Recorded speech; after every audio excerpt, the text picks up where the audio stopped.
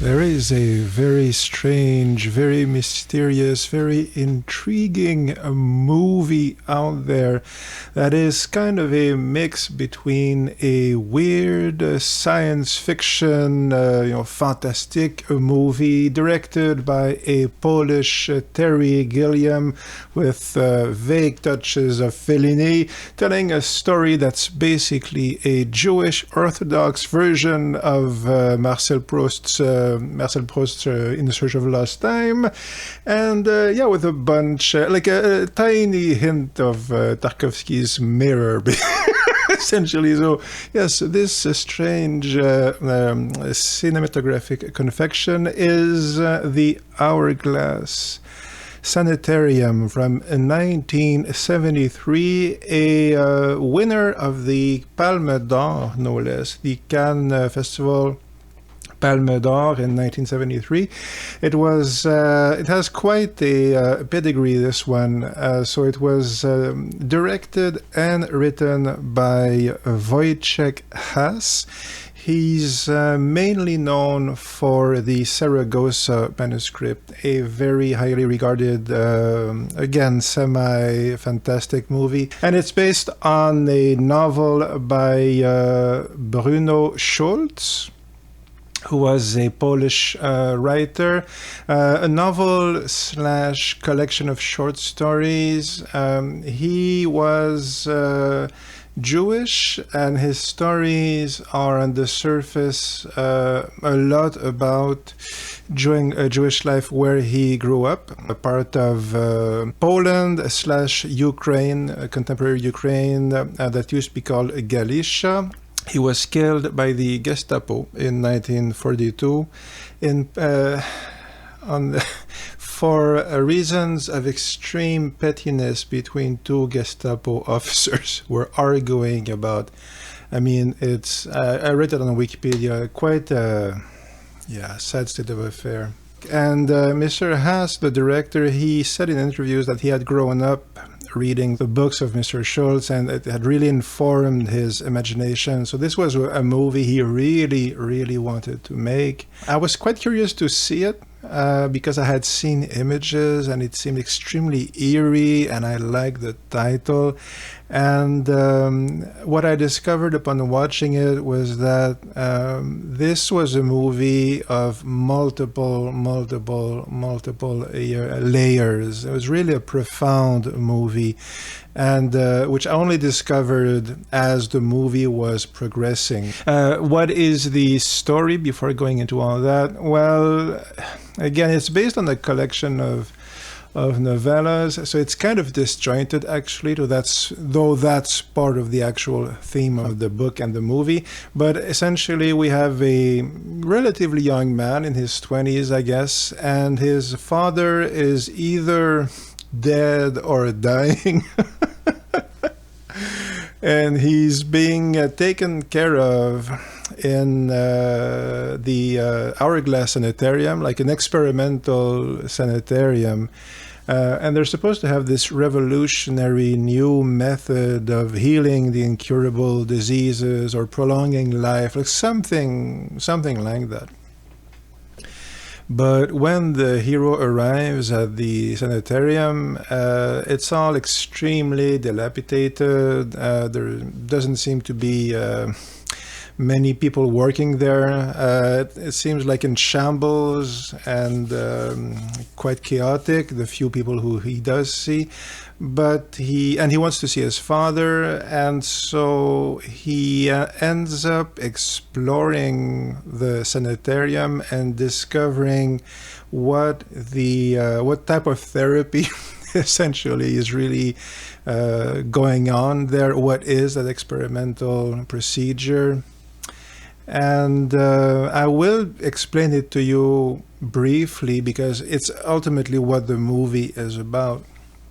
But it really needs to be experienced. Like, I will tell you what the movie is about, but the core thing is that what makes it so powerful is that it's truly like a visual poem, an allegory or something like that. It's really something on the level, dare I say, of Marcel Proust, or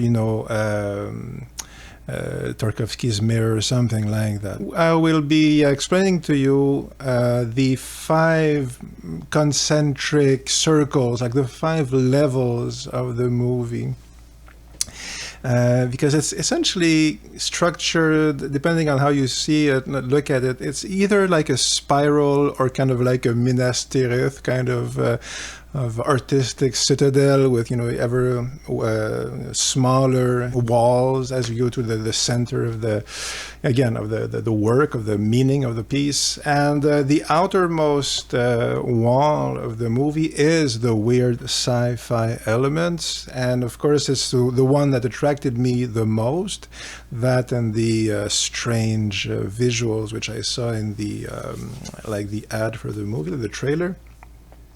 But the weird sci-fi elements are definitely a big hook, okay, when you start watching it and you read the description, because you have this strange clinic.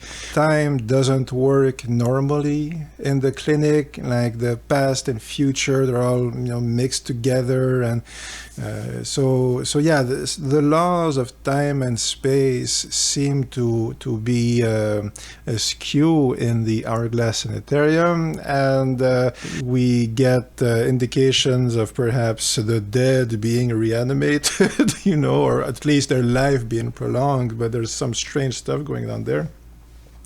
And there are sort of like androids, like clockmen, but so you have kind of robots, essentially, surreal robots, but a form of robot nonetheless. So you do have actually quite a lot of science fiction elements and tropes. Though, having said that, on paper it's all there, and on the screen you see it, but it's rarely called a science fiction movie, and that's because it doesn't come off like that. Okay, it like on paper it's a science fiction movie.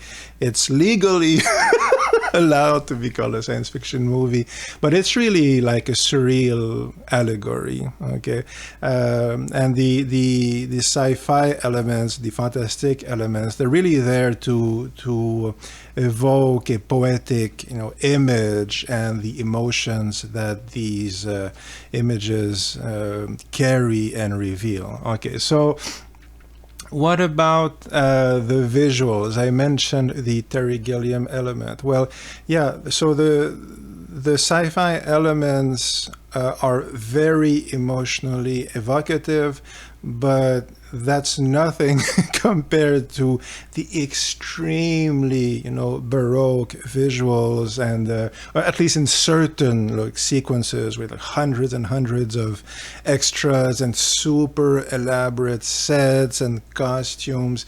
Because a lot of what the movie is showing us is the recreation of the Jewish quarter where the novelist lived, right? So he's describing the place where he grew up. So that's what we see in the movie, and actually a lot of the story it feels like an autobiographical recollection of his childhood and his relationship with his father. But certainly visually how that's pulled off is with a visual flair that immediately brings to mind Terry Gilliam, somebody like that. Terry Gilliam in, Baron Munchausen mode. Okay. Also a bit of Fellini, I think I mentioned. So that very extravagant visual sensibility, and like the massive extras you would have in a silent movie, really. But that's what it feels like. It feels like there's 1,000 people on screen and they're showing you 20 revolutions at the same time with elephants and dirigibles and all that stuff. Okay. There's a lot of method behind the madness. Obviously, in the Terry Gilliam movie and this one, you have a lot of crazy stuff going on. And as I mentioned, here it's really relevant to the core point that the movie is making, which is ultimately like the final inner citadel of the movie.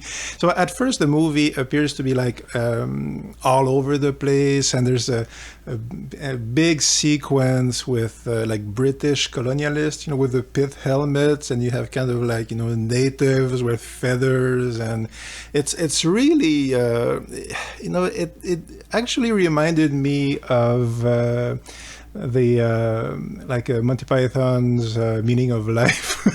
When you have the sequence where the guy is attacked by the tiger, that's sort of very surreal sequence. It has something like that, but as the movie progresses, you realize that it is circling around a core element. Like it's not gratuitous, okay? And at first, so this brings with the fourth citadel. So at first you start to really understand, and that's pretty, obvious from the get-go, that this is about like Jewish life, the Jewish family, and a Jewish ghetto, which was, as far as I can tell, exterminated in real life. Like that entire Jewish quarter was essentially liquidated, during the German occupation. So that world is gone, and there are, some critics see references to the Shoah and the whole thing in the movie, especially like the beginning, which takes place on a train. So I'm not sure. I mean, it's there, but I think it's more subtle than what I saw, let's say, on Wikipedia. Okay, I think it's a valid reading of the movie, but I think it's not beating you over the head with that. It doesn't need to really. Like it's powerful enough without people needing to hit you on the head with that message.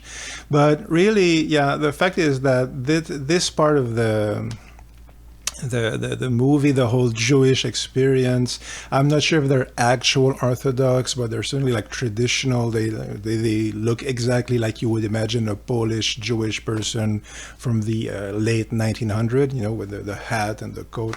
And so, yeah, and you see their family life, you see the bartering and the market and the supper with the family, and again, the teenage horniness I think I mentioned. Because one of the characters is growing up, so there's the pretty lady, you can see her in the window, so stuff like that. But and at first you're like, okay, well, obviously that's not a world I know very well. I'm not from that culture, but what struck me was that I really recognized the family dynamics. Okay, so at first you're stuck by the let's say folkloric aspect, but it doesn't take too long before you realize that the situations, like the estrangement with the father who never has time for his child. Oh, we'll talk later, and obviously they never do. Okay, we end up seeing the whole life of the father and the child, and it's 60 years of we'll talk later, and they never talk ultimately, right? So all that sort of dynamic, and parents dying ultimately, and the deceptions, like the disappointments of wanting to succeed in business and failing, or the highs and lows of life in general. So yeah, at first you're struck by the folkloric aspect, but then you see the more universal family dynamics, the regret of not having said to people that you love them or you care for them, or not spending time with them. Those very universal experiences. But ultimately, that's not like the inner, truest core of the movie, which is that, and again, I'm kind of going to spoil it, but in a vague outline. So all that universal, stuff about the families and neighborhoods changing and disappearing, well, the reason why we all recognize it is because that's the experience of time passing and of realizing that we're continually confronted past a certain age, which comes very quickly, constantly confronted with the memories, the vibrant memories, which are still actual to us, in fact, of when we were younger, okay? And now most of that stuff is gone, and we feel the pain of it and the absence of it, and it still feels so real, and it was just, yesterday, and but also, obviously, that's the experience of our own mortality, the experience of soon having to lose your parents, and then, whoops, having lost your parents, and then knowing that you're next. That whole thing. And that's what the movie is about. That is what the movie is about. And it reveals that, again, concentrically, in this kind of snail space, it has to be said, because it is a bit slow at times, but it earns that slowness because the passage of time is the experience of the movie and our relationship to that time, and our relationship to that time is our relationship to our own mortality and everything that entails. And again, the mix of love and wonder and heartbreak that's in everything that we love and hold dear, and it will always be there. Which you don't realize when you're 12, but you realize soon enough. And that is what the movie is about. And it's fairly obvious when you think about it, when you've watched it, the experience of watching the movie, right, is okay, this is beautiful, this is confusing, this is a bit long, okay, I see what's, okay, I see, I understand, oh wow, that's the experience of watching the movie. Okay, beautiful, confused, long, oh I see, oh wow, okay. It's easy when you stop to think about it, and you're like, okay, what was that powerful movie I just watched?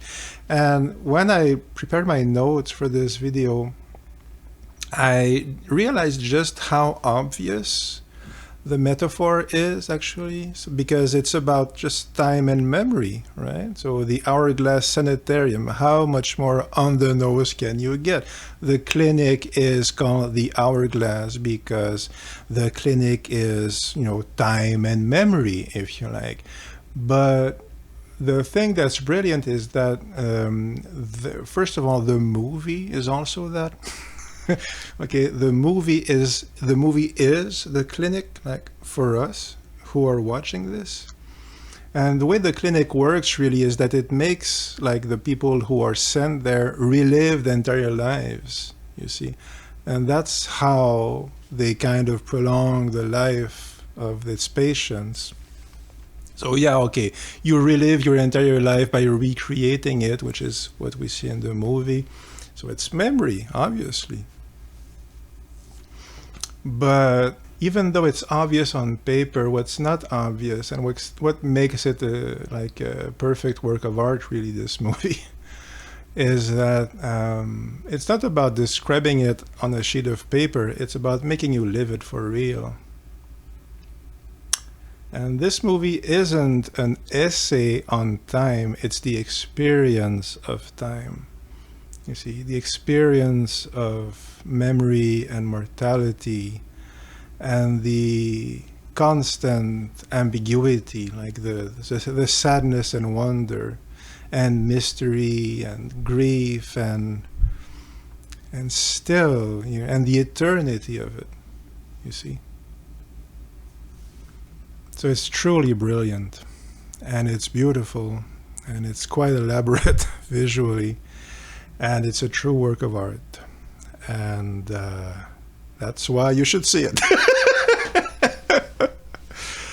I was quite impressed by it. So if you're watching this on Patreon, thanks. You're the best. I've decided to put the videos first on Patreon. If you're watching it on YouTube, I love you too very much. So usually I will post the videos on Patreon maybe like a week before. If you do want to support my work, Patreon is the best way. They also have a Substack and stuff like that. Anyway, I hope you're doing well. We'll see you soon.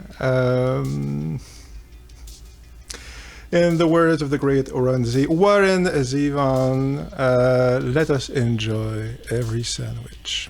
Okay, so keep watching this, guys. Live long and prosper. Take care.